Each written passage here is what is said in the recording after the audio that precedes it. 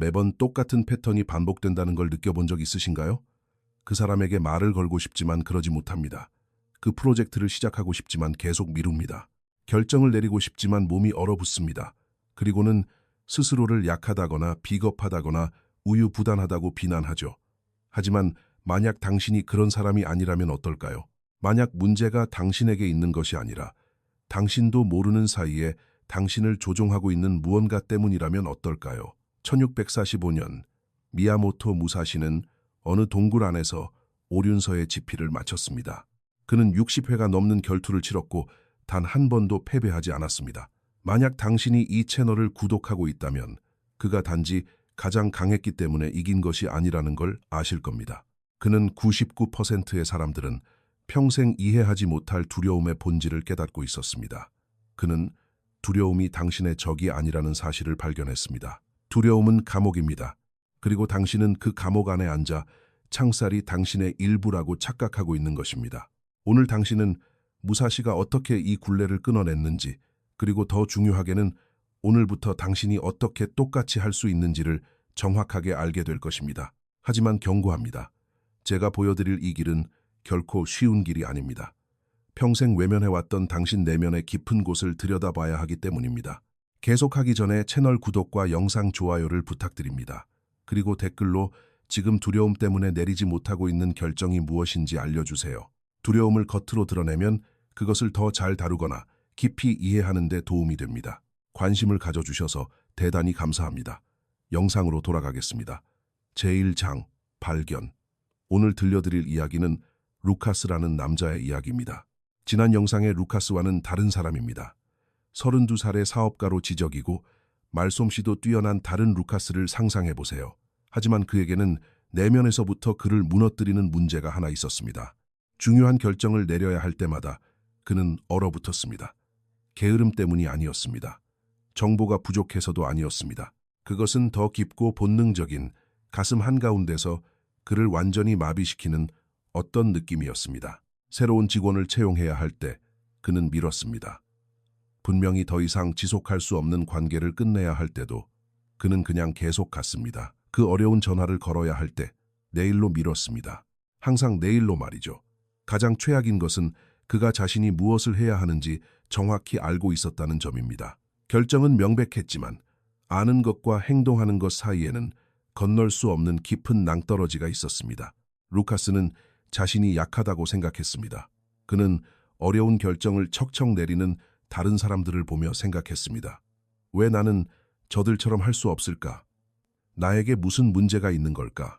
그러던 어느 날 모든 것을 바꿔놓은 무사시의 문장을 읽게 되었습니다. 미지의 것에 대한 두려움은 없다.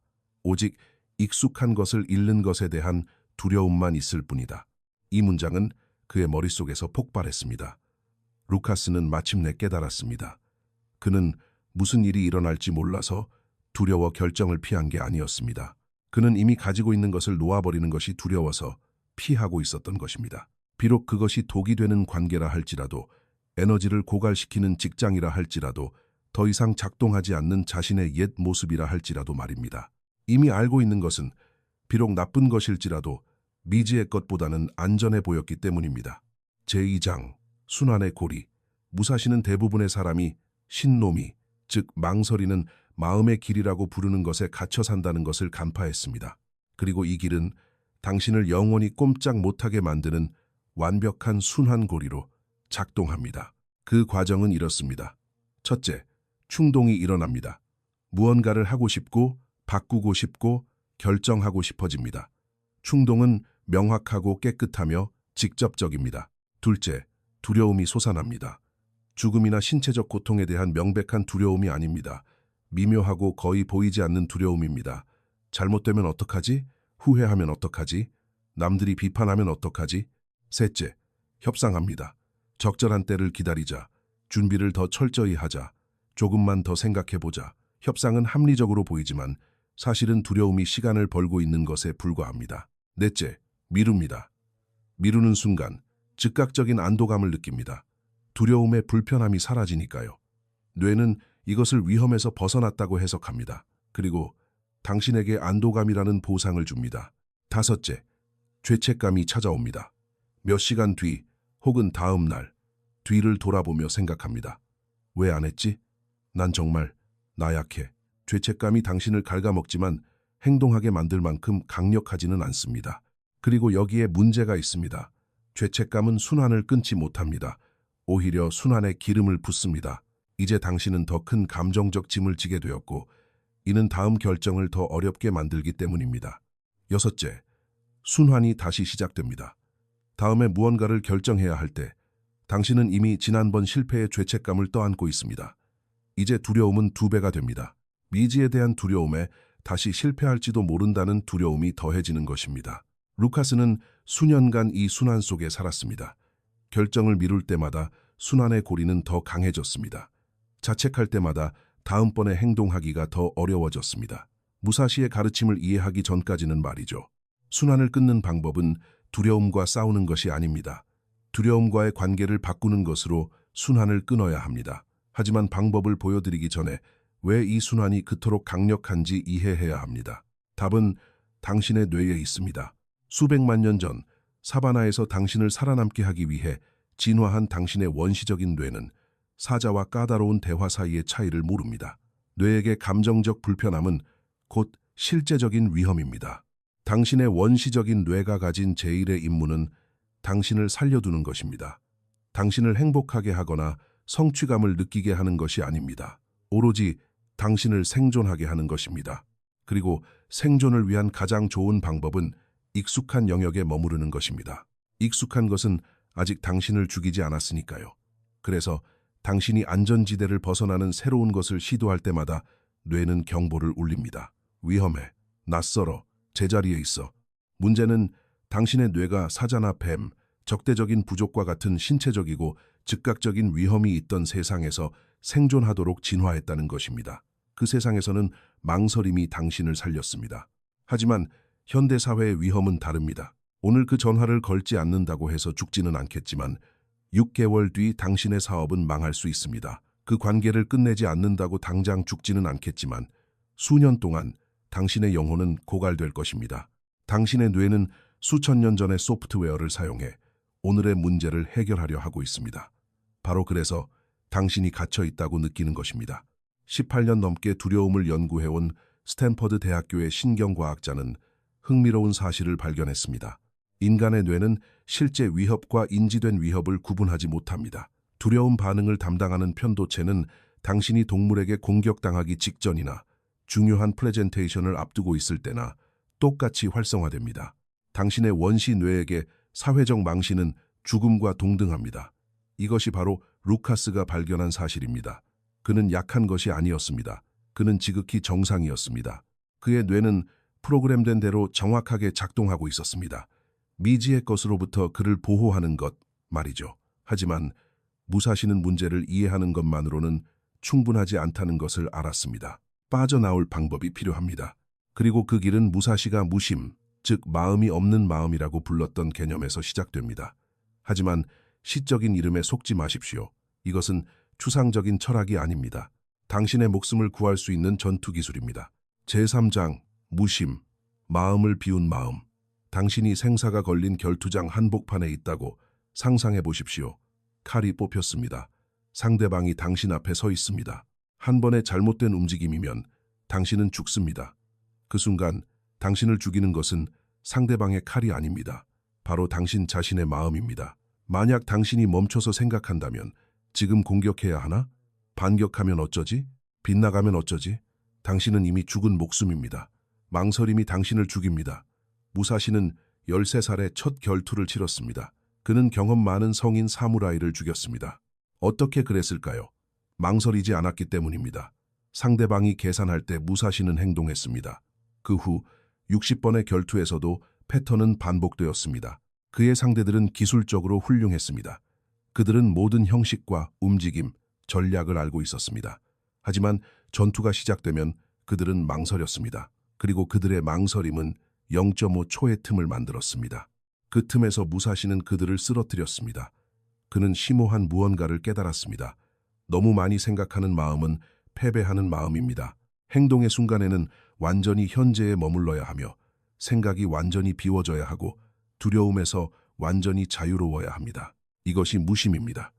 아무 것에도 집착하지 않는 마음, 협상하지 않고 계산하지 않고 망설이지 않는 마음, 단순히 행동하는 마음입니다. 하지만 오해하지 마십시오. 기분에 따라 감정적으로 행동하거나 아무 근거 없이 결정을 내리라는 말이 아닙니다. 제가 드리는 말씀은 이것입니다. 무엇을 해야 할지 이미 알고 있다면 그냥 하라는 것입니다. 하지만 아무도 말해주지 않는 사실이 있습니다. 무심은 동굴에서 20년 동안 명상한다고 얻어지는 것이 아닙니다. 무심은 훈련하는 것입니다. 그리고 그 훈련은 무사시가 매일 사용했던 구체적인 실천에서 시작됩니다. 루카스는 이것을 자신의 삶에 다음과 같이 적용했습니다. 그는 몇 달 동안 미루고 있던 3가지 결정을 파악했습니다. 꼭 해야 한다는 걸 알지만 두려움 때문에 매번 마비되었던 결정들이었습니다. 첫 번째 결정, 일은 못하지만 친구라서 해고하지 못했던 직원을 해고하는 것. 두 번째 결정, 감정적으로 자신을 고갈시키던 관계를 끝내는 것. 세 번째 결정, 투자자에게 전화를 걸어 사업을 바꿀 수 있는 큰 제안을 하는 것. 하지만 굴욕적인 거절을 당할 수도 있는 일. 그는 이렇게 했습니다. 그는 두렵지 않다고 스스로를 설득하려 하지 않았습니다. 거울을 보며 긍정적인 확언을 하지도 않았습니다. 준비되었다고 느낄 때까지 기다리지도 않았습니다. 그는 무사시가 켄노센이라고 불렀던 것, 즉 마음이 방해하기 전에 주도권을 잡는 기술을 적용했습니다.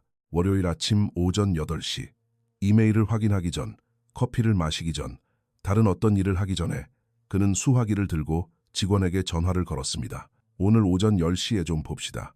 그는 생각하지 않았습니다. 계획하지 않았습니다. 리허설도 하지 않았습니다. 그냥 행동했습니다. 그리고 이런 일이 일어났습니다. 전화를 끊은 지 2초 만에 두려움이 폭발했습니다. 무슨 짓을 한 거야? 좀 기다릴 수도 있었잖아. 더 잘 준비할 수 있었잖아. 하지만 근본적인 무언가가 바뀌어 있었습니다. 행동은 이미 취해졌습니다. 두려움은 늦게 도착했습니다. 그리고 늦게 도착한 두려움은 힘이 없습니다. 대화는 오전 10시에 이루어졌습니다. 불편했냐고요? 극도로 불편했습니다. 힘들었냐고요? 매우 힘들었습니다. 하지만 대화는 이루어졌습니다. 그리고 대화가 끝난 순간 루카스는 몇 년 동안 느끼지 못했던 무언가를 느꼈습니다. 힘이었습니다. 남을 지배하는 힘이 아니라 두려움이 사라지기를 기다리지 않고 두려움을 뚫고 나가는 힘이었습니다. 화요일, 두 번째 결정, 관계 정리. 이것은 더 어려웠습니다. 더 많은 감정과 역사, 예상되는 죄책감이 얽혀 있었기 때문입니다. 그의 마음은 즉시 협상을 시작했습니다. 일주일만 더 기다려보자. 나아질 수도 있잖아. 너무 성급한 거 아냐? 하지만 루카스는 협상의 목소리를 알아보는 법을 배웠습니다. 그리고 협상이란 합리성으로 가장한 두려움일 뿐이라는 것을 알았습니다. 그는 같은 원칙을 적용했습니다. 저녁 7시에 집에 도착해 그 사람 맞은편에 앉아 말했습니다. 우리 관계에 대해 이야기 좀 해. 준비도 리허설도 없이 오직 주도권만 있었습니다. 대화는 고통스러웠습니다. 눈물이 있었고 비난이 있었습니다.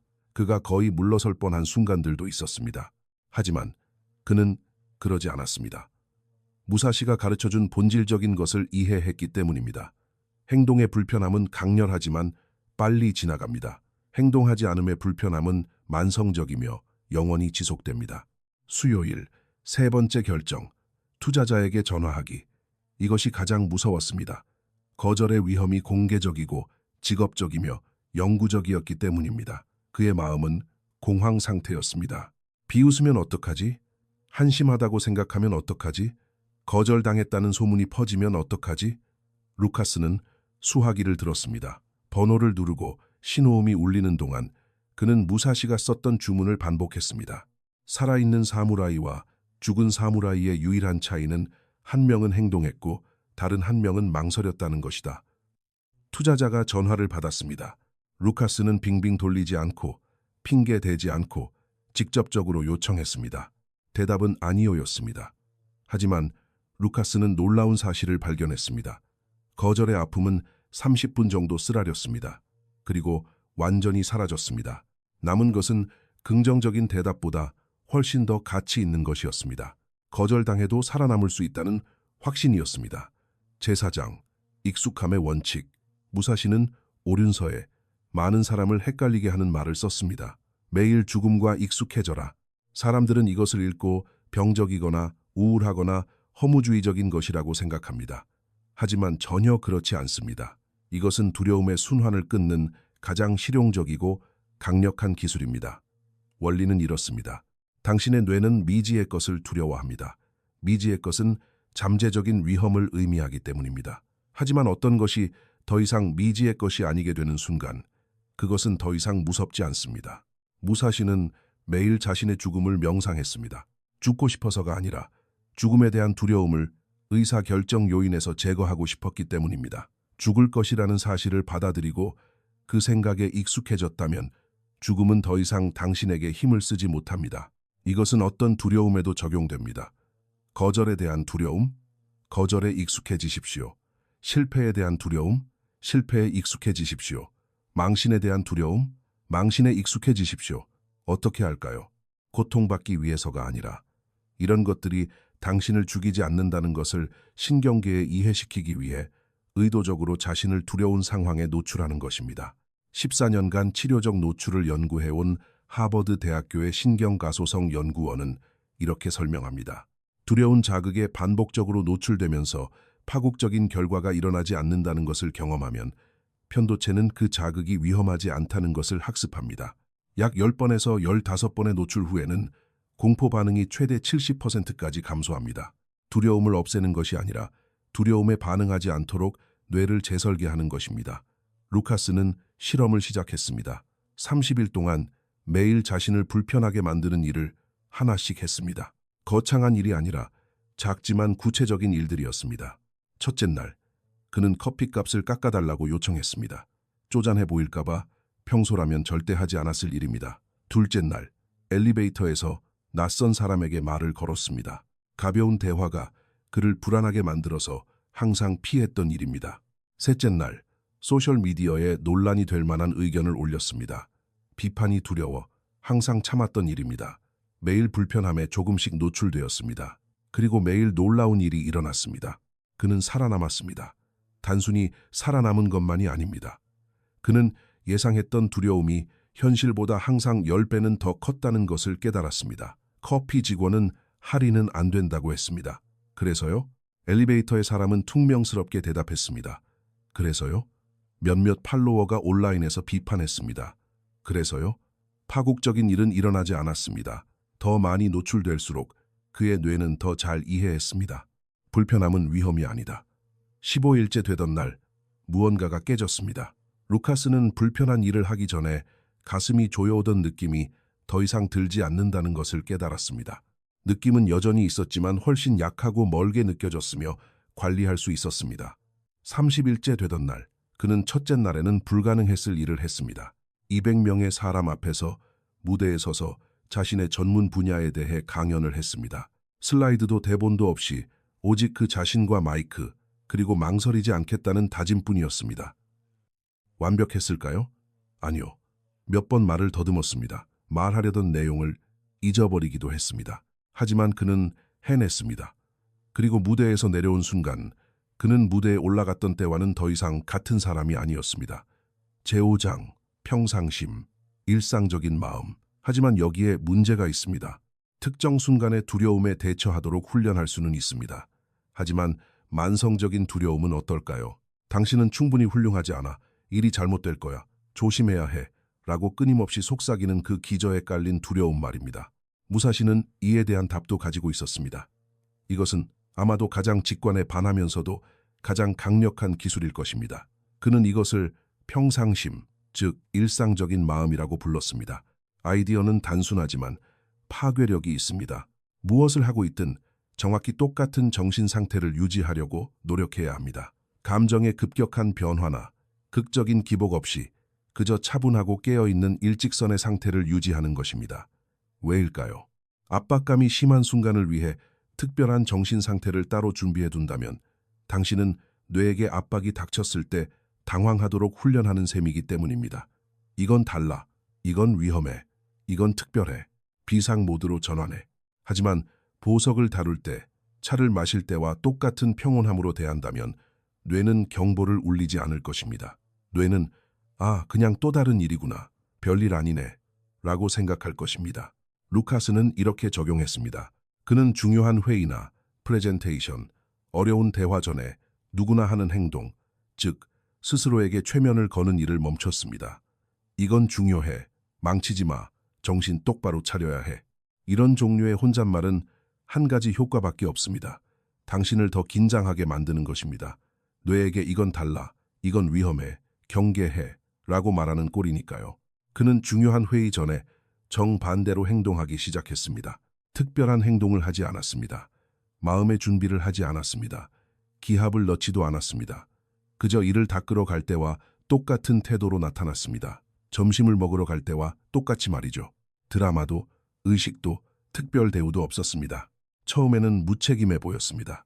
수백만 달러짜리 회의에 어떻게 커피 마시러 가는 기분으로 갈 수 있지. 하지만 결과는 충격적이었습니다. 사전 불안의식이 없으니 회의에 훨씬 더 차분하고 더 현재에 집중하며 일어나는 상황에 훨씬 더 유연하게 반응할 수 있는 상태로 도착했습니다. 회의가 시작되기도 전에 그를 긴장하게 만들던 예기 불안의 층을 제거했기 때문입니다. 무사시의 원칙을 적용하기 시작한 지 3개월 후 루카스는 몰라보게 달라졌습니다. 감정이 없는 로봇이 되어서가 아니라 순환을 끊었기 때문입니다. 그는 여전히 두려움을 느꼈습니다. 당연히 그랬죠. 하지만 두려움이 더 이상 그를 조종하지 못했습니다. 그는 두려움이 지나가기를 기다리는 대신 두려움을 뚫고 나가는 법을 배웠습니다. 그리고 아무도 당신에게 미리 말해주지 않는 것이 있습니다. 당신이 두려움의 순환을 끊으면 주위 사람들은 불편해할 것입니다. 그들은 당신을 무모하다, 충동적이다, 냉정하다고 부를 것입니다. 왜일까요? 두려움에도 불구하고 행동하려는 당신의 의지가 그들의 행동하지 않음을 드러내기 때문입니다. 당신의 용기는 그들의 망설임을 더 눈에 띄게 만들고 그것은 아픈 일입니다. 그의 친구 중 한 명은 말 그대로 이렇게 말했습니다. 야, 너 변했어. 더 차가워지고 인간미가 없어졌어. 루카스는 대답했습니다. 아니, 덜 갇혀 있는 거야. 그건 다른 거야. 제6장, 옛 버전의 죽음. 하지만 대가가 따릅니다. 무사시는 이 점에 대해 잔인할 정도로 정직했습니다. 자신의 일부를 파괴하지 않고는 두려움의 순환을 끊을 수 없습니다. 모든 사람에게 사랑받고 싶은 부분, 불편함을 피하고 싶은 부분, 행동하기 전에 보장을 원하는 부분, 그런 부분은 더 이상 존재할 수 없습니다. 그리고 죽음은 비록 상징적일지라도 아픕니다. 수년간 지니고 다녔던 정체성과 작별을 고하는 것이기 때문입니다. 배려심 많은 사람이라는 정체성, 섬세한 사람이라는 정체성, 행동하기 전에 생각하는 사람이라는 정체성, 이런 정체성들은 미덕처럼 보이지만 종종 비겁함을 가리는 우아한 가면에 불과합니다. 루카스는 그 관계를 끝낼 때 이것을 깨달았습니다. 상대방은 말했습니다. 넌 항상 내 감정을 조심스럽게 다뤄줬잖아. 무슨 일이 생긴 거야? 그가 대답했습니다. 내 감정을 외면하기 위한 핑계로 내 감정을 이용하는 짓을 그만둔 거야. 잔인하게 들렸을까요? 아마도요. 하지만 사실이었습니다. 그는 어려운 결정을 피하기 위해 타인을 배려한다는 핑계를 대며 수년을 보냈습니다. 그리고 그 과정에서 자신에게 잔인하게 대하고 있었습니다. 22년간 정체성 변화를 연구해온 예일대학교의 행동심리학자는 이렇게 밝혔습니다. 깊이 뿌리 박힌 행동 패턴을 바꿀 때 우리는 일종의 애도 과정을 겪습니다. 당신은 자신의 옛 버전과 이별하는 것이고 뇌는 이것을 실제 상실로 해석합니다. 그래서 진정한 변화에는 항상 강렬한 감정적 불편함이 따릅니다. 단순히 새로운 행동을 배우는 것이 아닙니다. 당신이 자신이라고 생각했던 옛 행동들을 죽이는 것입니다. 무사시는 이것을 말 그대로 살았습니다. 수십 년간 떠돌이 사무라이로 지낸 후 그는 싸움을 멈췄습니다. 두려워서가 아니라 증명해야 할 모든 것을 이미 증명했다는 것을 깨달았기 때문입니다. 그는 산으로 물러나 동굴에서 수년을 보내며 글을 쓰고 그림을 그리고 조각했습니다. 그를 알던 사람들은 그가 미쳤다고 생각했을 겁니다. 일본 최고의 검객이 은둔자로 살다니. 하지만 무사시는 심오한 것을 이해했습니다. 만약 승자라는 정체성이 당신을 붙잡고 있다면 그 정체성과도 기꺼이 작별해야 한다는 것을요. 이것이 대부분의 사람이 감당하지 못하는 부분입니다. 왜냐하면 자신이 되어야 할 사람이 되는 것보다 늘 그래왔던 모습으로 사는 것이 더 쉽기 때문입니다. 루카스는 사업이 성장하기 시작할 때 이 문제에 직면했습니다. 그는 항상 모든 것을 직접 하는 사람이라고 자신을 정의했습니다. 하지만 다음 단계로 가기 위해서는 위임하고 신뢰하고 통제권을 내려놓아야 했습니다. 팀을 이끄는 루카스가 나타나기 위해서는 모든 것을 혼자 하는 루카스가 사라져야 했습니다. 그리고 그것은 고통스러웠습니다. 그 옛 정체성이 수년간 그를 지켜주었지만 이제는 그를 제한하고 있었기 때문입니다. 6개월 뒤 루카스는 15명의 팀원과 함께 3배 더 큰 회사를 운영하면서 이전보다 근무 시간은 절반으로 줄었습니다. 어떻게 가능했을까요? 더 이상 두려움의 기반에 결정하지 않았기 때문입니다. 더 이상 어려운 대화를 피하지 않았습니다. 더 이상 필요한 변화를 미루지 않았습니다. 그리고 가장 중요하게는 더 이상 나쁜 상황을 견디는 것에 자부심을 느끼지 않았습니다. 참고 견디는 것에 대한 자부심은 변화에 대한 두려움의 또 다른 형태일 뿐입니다.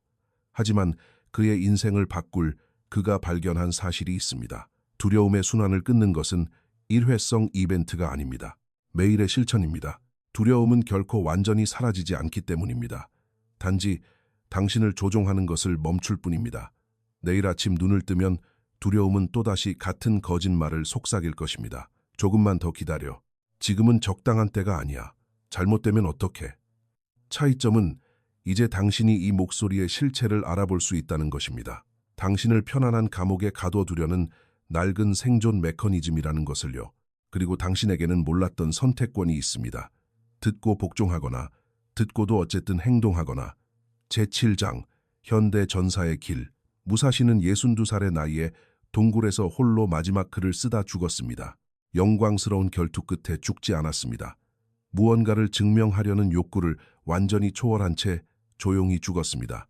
그가 남긴 마지막 글귀는 이것이었습니다. 나는 그 어떤 것도 후회하지 않는다. 짧은 문장이지만 이 몇 단어에는 두려움에 굴복하지 않고 보낸 평생의 본질이 담겨 있습니다. 당신은 후회 없이 죽을 수 있습니까? 뒤를 돌아봤을 때 두려움 때문에 하지 못한 일들의 목록이 보이지 않을 수 있습니까? 하지 못한 대화들, 감수하지 못한 위험들, 스스로 허락하지 못한 당신의 모습들. 대부분의 사람은 후회로 가득 차서 죽습니다. 실패했기 때문이 아니라 시도조차 하지 않았기 때문입니다. 두려움이 그들을 안전하고 작고 조용하게 만들었기 때문입니다. 그리고 아무도 듣고 싶어 하지 않는 잔인한 진실이 있습니다. 안전은 실제하지 않습니다. 당신은 안전지대에서 안전하다고 생각하지만 피할 수 없는 불편함을 미루고 있을 뿐입니다. 당신은 결국 어려운 대화를 하게 될 것입니다. 당신이 적절한 때를 선택해서 하거나 너무 늦었을 때 삶이 당신에게 강요해서 하게 되거나 둘 중 하나입니다. 당신은 결국 변화를 겪게 될 것입니다. 당신이 시작했거나 변화가 당신을 덮치거나 둘 중 하나입니다. 당신은 결국 두려움과 마주하게 될 것입니다. 당신의 방식대로 의식적으로 마주하거나 두려움이 당신 인생의 수년을 조종한 뒤에 무의식적으로 마주하거나 둘 중 하나입니다. 무사시가 당신이 알기를 바랐던 것은 이것입니다. 오늘 당신이 피한 두려움은 사라지지 않습니다. 자라납니다. 축적됩니다. 복리이자처럼 불어납니다. 그러다 어느 날 뒤를 돌아보면 보이지 않는 주인을 섬기며 평생을 보냈다는 것입니다. 루카스는 실존 인물이 아니지만 당신은 그를 압니다. 루카스는 바로 당신이기 때문입니다. 그는 저이기도 합니다. 중요한 일을 앞두고 가슴이 조여오는 느낌을 받아본 적이 있는 모든 사람입니다. 차이는 어떤 사람들은 두려움을 느끼지 않는 것이 아닙니다. 어떤 사람들은 그럼에도 불구하고 행동한다는 것입니다. 자, 여기 당신의 선택이 있습니다. 내일 아침에도, 그 다음 날에도, 또 그 다음 날에도 당신이 내려야 할 선택입니다. 조금만 더 기다리라고 말하는 그 목소리를 듣고 복종하시겠습니까? 아니면 그것을 낡은 생존 메커니즘으로 인식하고 어쨌든 행동하시겠습니까? 결국 당신은 약하지 않습니다. 한 번도 약했던 적이 없습니다. 단지 무사시가 400년 전에 밝혀낸 순환에 갇혀 있을 뿐입니다. 당신을 안전하지만 작게, 편안하지만 갇히게, 생존하게 하지만 살지는 못하게 만드는 순환 말입니다. 빠져나가는 길은 두려움이 지나가기를 기다리는 것이 아닙니다. 오늘 두려움을 뚫고 나가는 것입니다. 바로 지금 미뤄왔던 그 결정, 피해왔던 그 대화, 해야 한다는 걸 알지만 미뤄왔던 그 변화 속으로 말입니다. 무사시는 60번의 결투에서 한 번도 패하지 않았습니다. 두렵지 않아서가 아니라, 칼이 아니라 망설임이 사람을 죽인다는 것을 이해했기 때문입니다. 당신은 검객과 결투하는 것이 아닙니다. 당신은 당신의 인생과 결투하고 있습니다. 그리고 망설이는 하루하루마다 당신은 조금씩 땅을 뺏기고 있습니다. 문제는 당신이 두려운가 아닌가가 아닙니다. 문제는 두려움이 당신 대신 결정하게 놔둘 것인가입니다. 이 영상이 도움이 되었거나 두려움을 바라보는 방식을 바꾸었다면 채널을 구독해 주시고 앞으로 어떤 두려움을 극복할 것인지 댓글로 남겨주세요. 여기까지 시청해 주셔서 대단히 감사합니다. 다음 영상에서 뵙겠습니다.